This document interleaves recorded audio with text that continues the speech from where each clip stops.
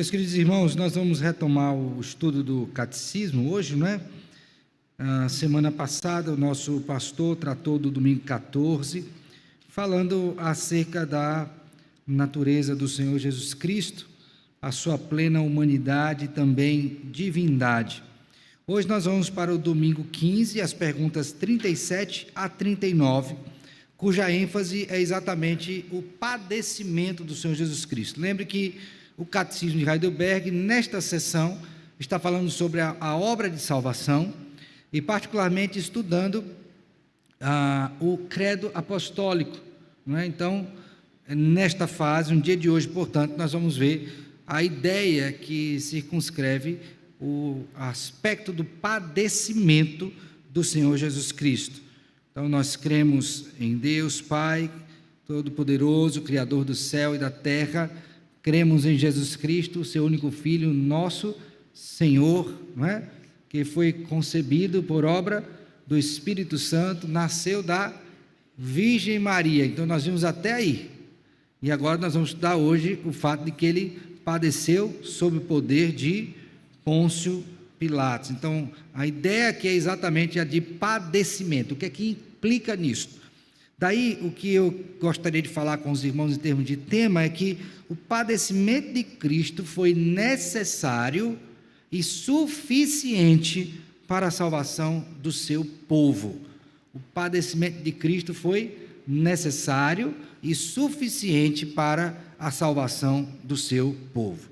Vamos inicialmente, irmãos, abrir a palavra do Senhor na primeira epístola que escreveu Pedro, no capítulo de número 2. Primeira epístola que escreveu Pedro, capítulo número 2, eu lerei e os irmãos ouvirão o verso número 21 até o verso de número 24. 1 Pedro 2, 21 a 24. Antes de lermos, vamos mais uma vez orar ao Senhor e pedir a iluminação do seu Santo Espírito sobre nós. Senhor Deus bendito, graças te rendemos por estarmos aqui, tomando agora a Tua palavra em nossas mãos para estudarmos a sã doutrina. Pedimos que o Senhor nos conduza à luz da Tua palavra e nesta palavra, agindo em nós, ó Deus, e nos convencendo e nos limpando, para que, ó Deus, santificados, sejamos como vasos úteis nas mãos do Senhor, nosso possuidor. Ajuda-nos, pois, nisso, e ajuda-me também, Senhor, a explicar com clareza, sobretudo com fidelidade, pois isto o Senhor requer dos teus dispenseiros. Tudo isso suplicamos em Cristo, Senhor e Salvador nosso, com gratidão e perdão dos nossos pecados. Amém. Amém. Diz assim a palavra do Senhor, 1 Pedro 2, 21 a 24. Porquanto, para isto mesmo fostes chamados, pois que também Cristo sofreu em vosso lugar, deixando-vos exemplo para seguirdes os seus passos, o qual não cometeu pecado, nem dolo algum se achou em sua boca, pois ele, quando trajado, não revidava com o traje, quando maltratado, não fazia ameaças, mas entregava-se àquele que julga retamente, carregando ele mesmo em seu corpo, sobre o madeiro, os nossos pecados, para que nós, mortos para os pecados, vivamos para a justiça. Por suas chagas fostes sarados. Meus irmãos, o apóstolo Pedro está fazendo uso aqui de uma argumentação para fundamentar a prática daqueles cristãos naquela época. Não era uma época fácil, o sofrimento era grande, muitas dificuldades. Não é à toa que quando ele inicia a carta, ele se dirige a esses irmãos como os forasteiros da dispersão. Portanto, eram pessoas que estavam espalhadas, e aí ele cita no Ponto, Galácia, Capadócia, Ásia, Bitínia. Então, estavam ali, não foi por outra coisa, porque foram fazer um passeio, decidiram mudar de lugar, mas porque estavam debaixo de perseguição. E nestes lugares, eles não poderiam ter um outro modo de vida que não fosse o modo de vida cristão. Daí, então, o apóstolo Pedro chama-os à santidade, mostra qual é a identidade desses irmãos, dizendo que aquela igreja era uma raça eleita, um povo santo, né? Um povo de propriedade exclusiva de Deus, a fim de proclamar as virtudes daquele que chamou-os das trevas para a sua maravilhosa luz. Mas é importante que se diga isso, que Pedro não somente exorta esses irmãos, mostrando que eles são, o que devem fazer, mas ele toma como exemplo perfeito de procedimento o nosso Senhor Jesus Cristo. Então, se as pessoas tivessem que olhar para um padrão de procedimento em meio ao sofrimento, não existe outro maior que não o do Senhor Jesus Cristo. E aí, nesta porção que nós lemos, irmãos, ele começa falando sobre aquele procedimento exemplar que os crentes deveriam ter com os seus patrões. E olha, naquela época a escravidão vigia, não é? Nós tínhamos esse tipo de situação lá, muitos cristãos não somente tinham escravos, mas também eram escravos, como é o caso desses aqui, e a questão era, como é que eu devo proceder? Como é que eu vou me submeter a alguém debaixo de sofrimento, de dor, não é? E aí o apóstolo Pedro toma o exemplo de Cristo para mostrar àqueles irmãos que eles deveriam olhar para Cristo Jesus e procederem de igual modo. Mas olha só, quando nós lemos esse texto, nós vemos que o que ele ressalta como a parte do ministério de Cristo, o exemplo que deveria ser seguido, é exatamente o de padecimento, o de sofrimento. Então ele está dizendo, olha, você está sofrendo e quer aprender a sofrer? Pois olhe para quem mais sofreu e injustamente nesta terra. Olhe para aquele que mais sofreu injustamente e que teria todo o direito de não se submeter a isso, porque é Senhor, e não fez. E não fez por quê? Primeiro, porque sendo Deus, tinha a sua missão e haveria de cumprir a ordem do Pai. E segundo, porque ele queria salvar o seu povo. Daí nós temos duas questões importantes que nos ajudarão a compreender estas perguntas do catecismo. A primeira delas é que ele diz assim, olha, veja comigo o verso de número 21. Porquanto para isto mesmo fostes chamados, pois que também Cristo sofreu em vosso lugar, deixando-vos o quê? Exemplo para seguir os seus passos. Passos de quê? Passos de sofrimento, irmãos.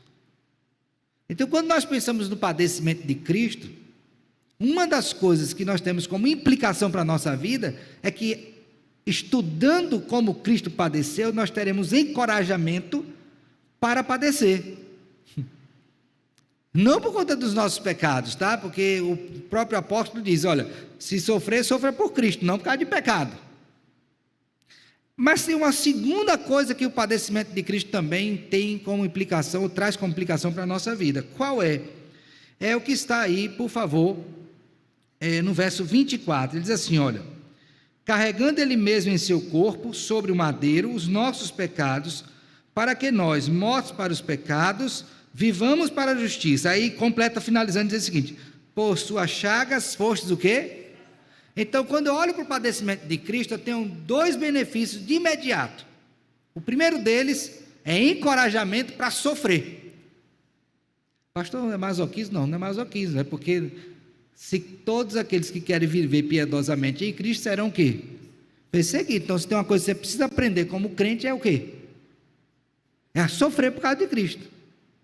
E o apóstolo Paulo diz isso, né? Que nos foi dada a graça não somente de crer, mas também de padecer por Cristo. Então essa é a primeira coisa. E a segunda é qual? É olhar para o padecimento de Cristo e saber que ele fez isso, segundo o texto, por quê? Para nos sarar, para nos curar. Curar de quê, irmãos?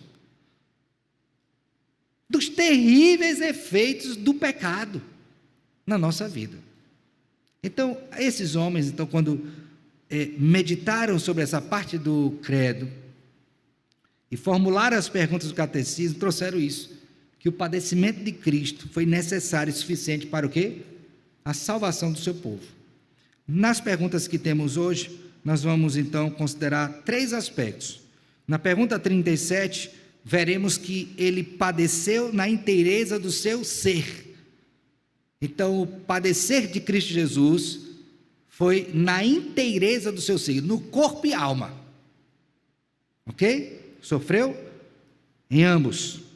Segundo, na pergunta 38, nós veremos que o padecimento de Cristo foi debaixo ou sob a maior instância de autoridade humana da época.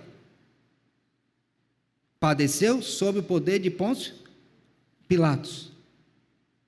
E finalmente, nós vamos ver que o padecimento de Cristo foi também pela mais alta instância universal, que foi o próprio Deus, quando estabeleceu morte de cruz. E tudo isso ele fez por quê? Por obediência ao seu Pai e para nos salvar. Então vamos ver um a um. Primeiramente, irmãos, o catecismo traz assim, pergunta 37. O que você quer dizer com a palavra padeceu? A resposta: que Cristo, em corpo e alma, durante a sua vida terrena, mas principalmente no final, Cristo em corpo e alma. Então, você tem que perguntar, Cristo sofreu só na alma? Não. Sofreu só no corpo? Não. Quando ele habitou encarnado, e lembra que o nosso pastor falou isso na quarta-feira passada, não tem como eu olhar, aqui é a natureza humana, aqui é a natureza divina, ou, trazendo para o dia de hoje, aqui é só o corpo que está sofrendo, não, aqui é só a alma, não, é a inteireza do ser, corpo e alma, porque lembra que ele era um homem perfeito, então ele sofreu, tanto no corpo quanto o quê? Na alma, mas esse sofrimento, olha só, foi durante toda a sua vida, mas ele foi intensificado quando? Próximo da sua morte. E lembre que quando ele foi para o Getsemane, que ele orou, a seu suor é como o quê? Sangue. Lembre que quando ele estava crucificado, ele disse que tinha sede, deram o quê? Vinagre. Lembre que ele disse, Pai, afasta de mim esse, se possível. Lembre que quando ele estava para morrer, ele bradou na cruz, está consumado. Então, ele sofreu durante toda a sua vida, mas nos últimos instantes foi que o sofrimento foi mais agravado. E lembre que ali ele estava corpo e alma naquela cruz. Então foi um sofrimento intenso de Cristo Jesus, por isso que ele padeceu na inteireza do seu ser. E aqui uma implicação bem lógica e rápida para nós. Irmãos, nós hoje acabamos de orar por vários motivos de pessoas que estão padecendo, não foi? Algumas a gente disse, olha, é o problema do câncer, era cirurgia em tal lugar que vai fazer nos olhos, padecimento físico, não é? Mas também oramos aqui por pessoas que estão fracas espiritualmente, padecimento de que natureza? Espiritual, na alma, no espírito. O nosso Redentor sofreu por nós nas duas instâncias, então ele sabe perfeitamente o que é o quê? Padecer. A Bíblia diz isso, homem de dores, que sabe o que é o quê? Padecer. Ele sabe o que é. E aí tem um texto bíblico que eu queria que você olhasse comigo, por favor, abra sua Bíblia, é um texto clássico quando falamos sobre isso no Antigo Testamento, que é o livro do profeta Isaías, no capítulo de número 53, por favor. Isaías 53, abriram?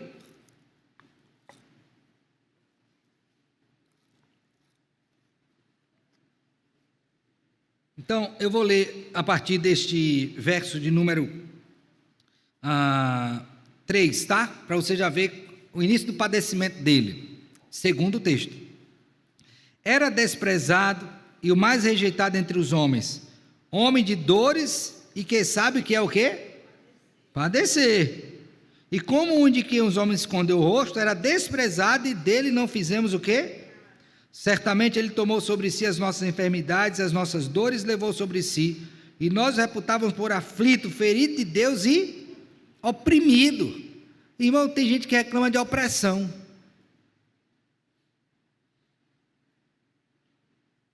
Não é? Mas você pode recorrer a Deus, porque Ele sabe o que é ser o quê? Oprimido. Por quê? Porque Ele padeceu disso também.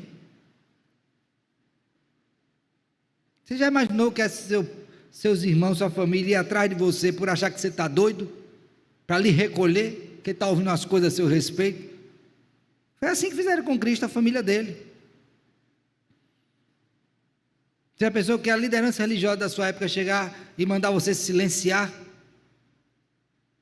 Bater em você, sendo você Deus? Então eu acho que a gente está longe de compreender o que é a opressão, porque nos afastamos do padrão que deveria nos orientar em meio às dores, que é Cristo.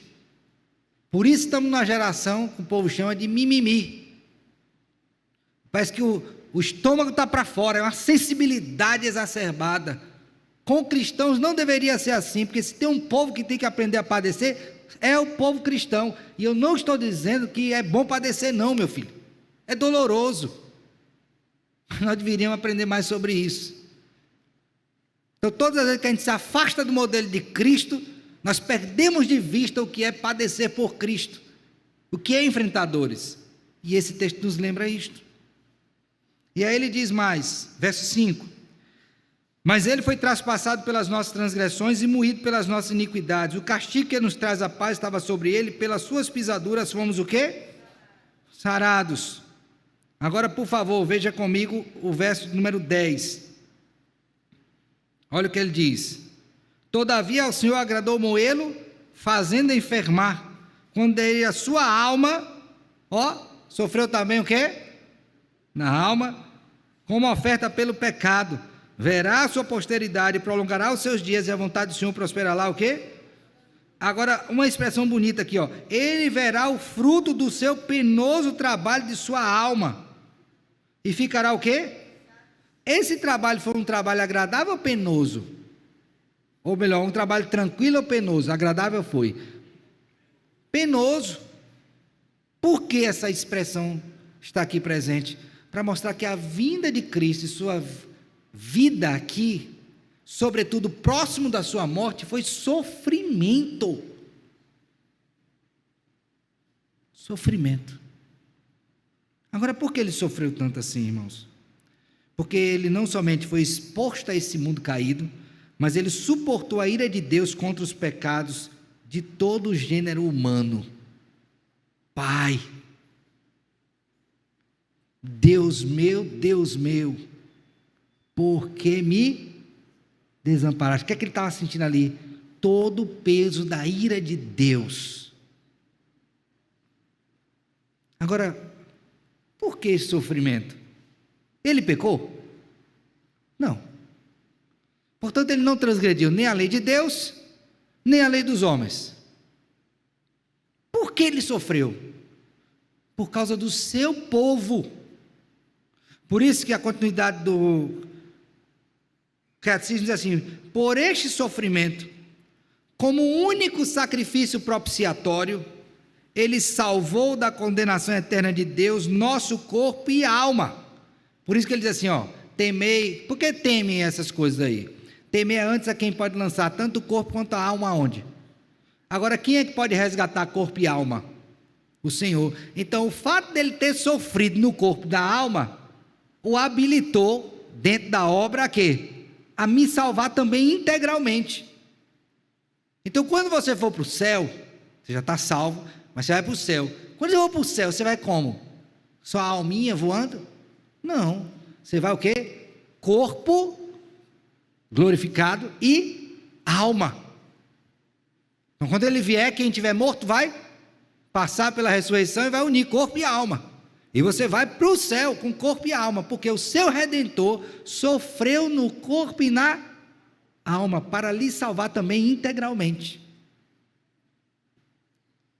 Agora pensa naquilo que o pastor disse semana passada. Se Cristo fosse só um espírito, ele ia ter como salvar o corpo? Não, porque o homem é corpo e espírito. Então tinha que vir os dois. E se ele viesse só no corpo? Aí também não salvava o espírito. Como é que ia fazer isso? Não dá. Por isso que ele padeceu tanto no corpo quanto o quê? Na alma. Agora veja. E além de nos salvar, ele conquistou para nós a graça de Deus, a justiça e a vida, o quê? Eterna. Por isso que no texto de Isaías 53, diz assim, volte os olhos para lá novamente, por favor. Verso 10, todavia ao Senhor agradou moê-lo, fazendo enfermar, quando der ele a sua alma como oferta pelo pecado, verá a sua posteridade e prolongará os seus dias, e a vontade do Senhor prosperará nas suas mãos.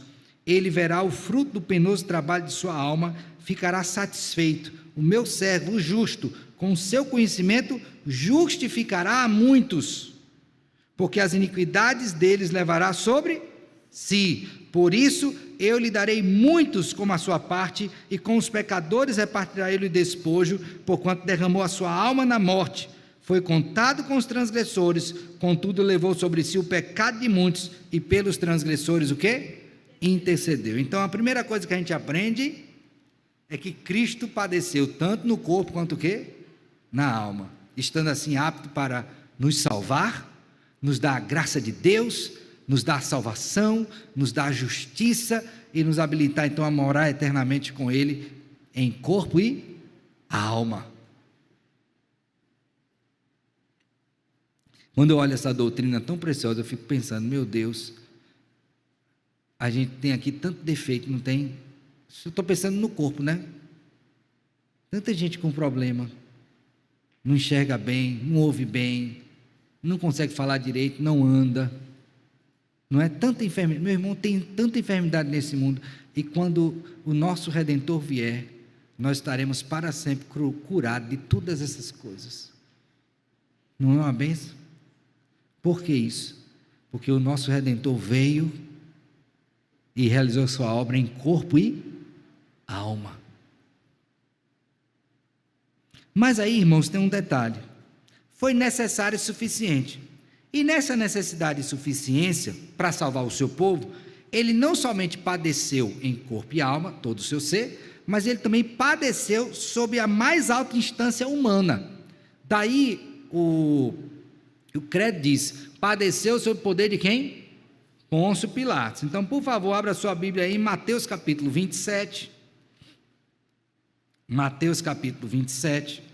Nós vamos ver exatamente esta ocasião. Mateus 27 relata todo o juízo do Senhor Jesus Cristo, né, toda a situação. E aí, quando chega no verso número 24,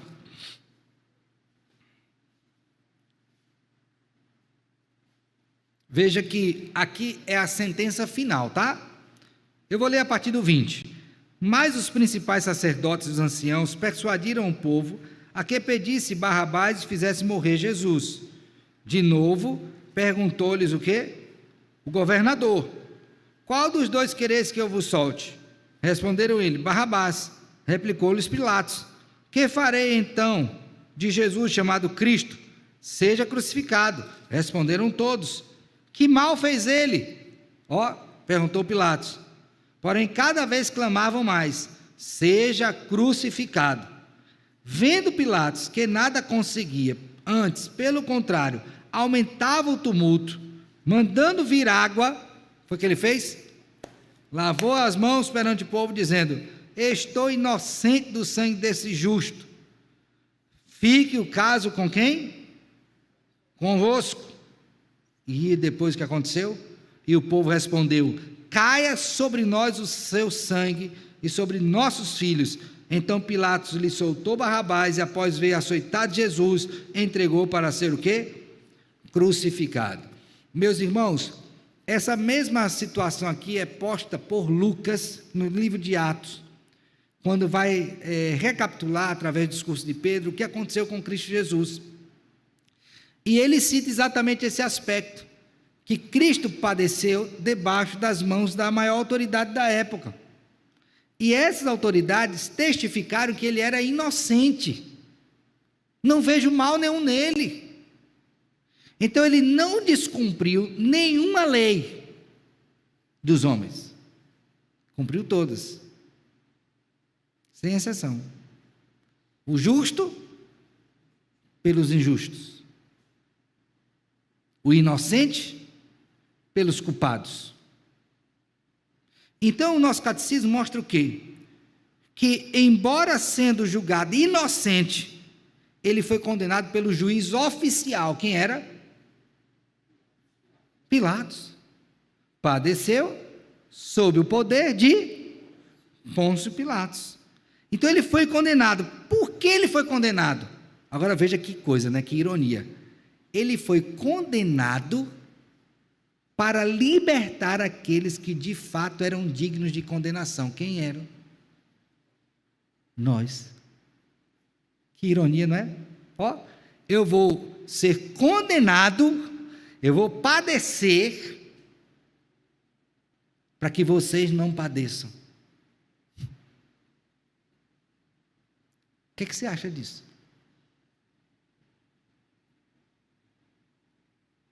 A Bíblia diz assim: olha, pode ser que por um justo, alguém até se motive, ele está dizendo, alguém até se motive, não está dizendo que vai fazer não, alguém até se motive a fazer alguma coisa, e por um injusto, que é o nosso caso. O que moveu esse ser tão glorioso para olhar por nós, nos ver na nossa miséria e decidir sofrer para nos libertar do severo juízo de Deus que devia cair sobre nós. Por isso ele se submeteu. Padeceu sob o poder de quê? Pôncio Pilatos. Abra sua Bíblia, por favor, em 2 Coríntios 5. 2 Coríntios 5.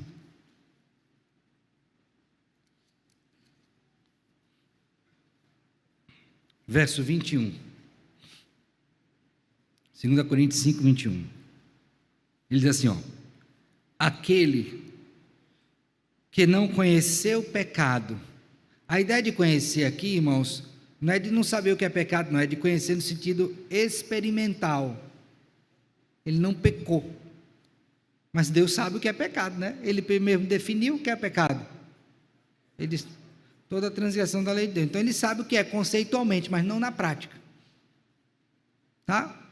Então aquele que não conheceu o pecado, ele o fez pecado por nós, para que nele fôssemos feitos o quê?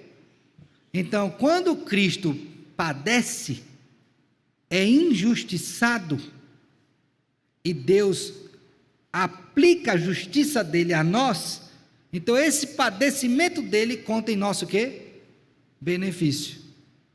O justo pelos injustos, o santo pelos pecadores, pelos impuros.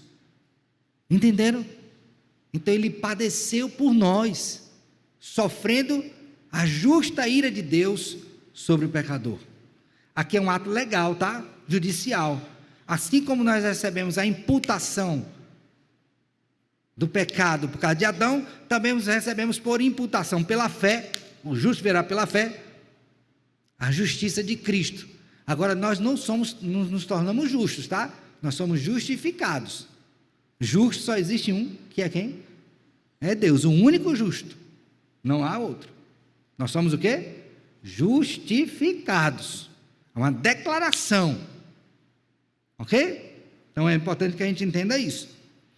Aí em Gálatas, por favor, agora vamos para outro texto, capítulo 13, é o livro seguinte, Gálatas capítulo 3, 13, nós temos o seguinte: Cristo nos resgatou da maldição da lei, fazendo-se Ele próprio maldição em nosso lugar. Por isso está escrito: maldito todo aquele que for pendurado o quê? Aí isso nos leva para a terceira questão. Então, ele padeceu em corpo e alma, ele padeceu sob o poder de Pôncio Pilatos e finalmente ele padeceu pela mais alta instância universal. Quem foi que disse que maldito seria todo aquele que pendurasse no madeiro? O próprio Deus. Então ele padeceu também debaixo de quem? Do juízo divino. Aí a pergunta é: Cristo foi crucificado, isto tem mais sentido do que morrer de outra maneira? Por que Cristo não podia morrer pulando do abismo? Atropelado. Porque há um sentido na morte de cruz.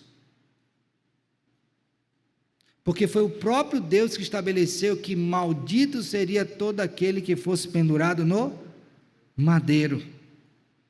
Aí você vai dizer, mas pastor, no dia da morte de Cristo não tinha duas outras pessoas também no madeiro? Tinha, mas eles eram Deus? Eles eram justos? A morte era maldita. Lógico que era maldita. Mas aquele que foi considerado maldito, sendo justo, foi Cristo. Então era emblemático, era um cumprimento profético que estava onde? Abra a Bíblia aí, por favor, Deuteronômio 21, 23. Deuteronômio 21, 23. Abriram? Eu vou ler o 22 e o 23, tá? Se alguém houver pecado passivo de pena de morte, e tiver sido morto e pendurado num madeiro, não é qualquer pecado, é um pecado passivo de morte. Lembra do pacto de Deus com Adão? No dia em que dela comeres, certamente o quê?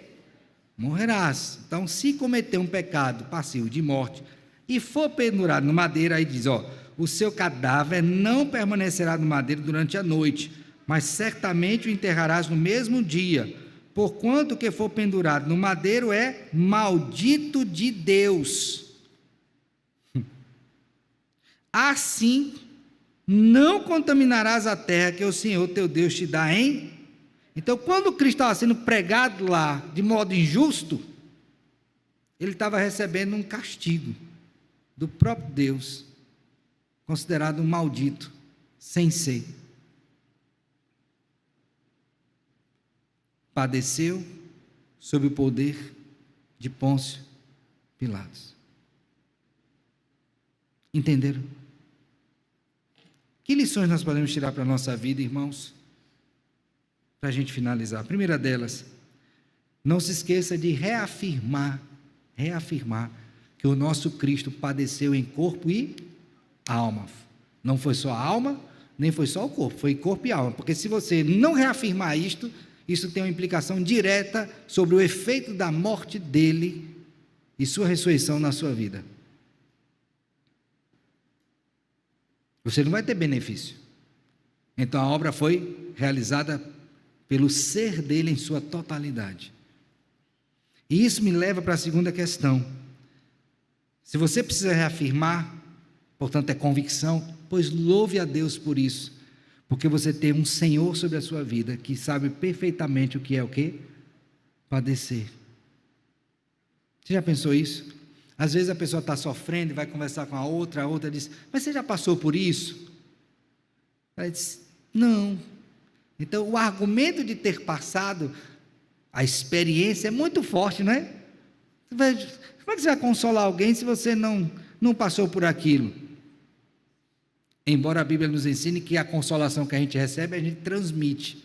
Nós não temos consolo para dar, nós transmitimos o consolo que do Pai recebemos.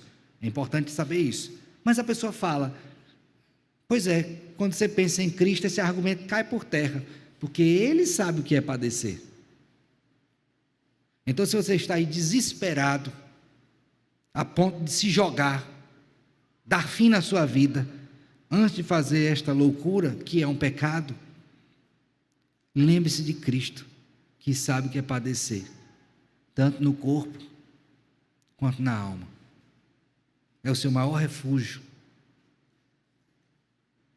Não tem outro, meu filho. E é o refúgio verdadeiro, perfeito. Não esqueça disso.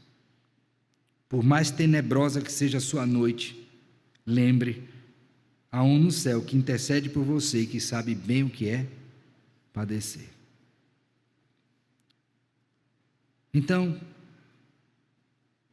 lembre também de uma coisa: o nosso Senhor é um Senhor justo, e como tal, lembrando do que Pedro falou, você aprenda a padecer, e nesse aprendizado de padecimento, olhe para Cristo, porque Ele não usou das dores para pecar, nem podia, é verdade, mas às vezes a gente está sofrendo e acha que de alguma forma a gente tem uma autorização para fazer o que não deve. Diz, rapaz, já estou tão ruim mesmo, então... Não, é no padecimento que a gente tem que mais se aproximar de Cristo e ter o procedimento santo. Não é porque eu estou padecendo que eu tenho um passe para pecar. Inclusive na sua dor maior, como eu falei para os irmãos, foi na cruz. Cristo não usou aquela ocasião para pecar, não. Ele disse: Pai, se possível.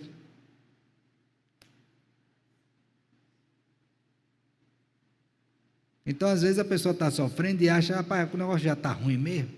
Então, vou soltar o freio e vou viver de qualquer jeito. Não faça uma loucura dessa.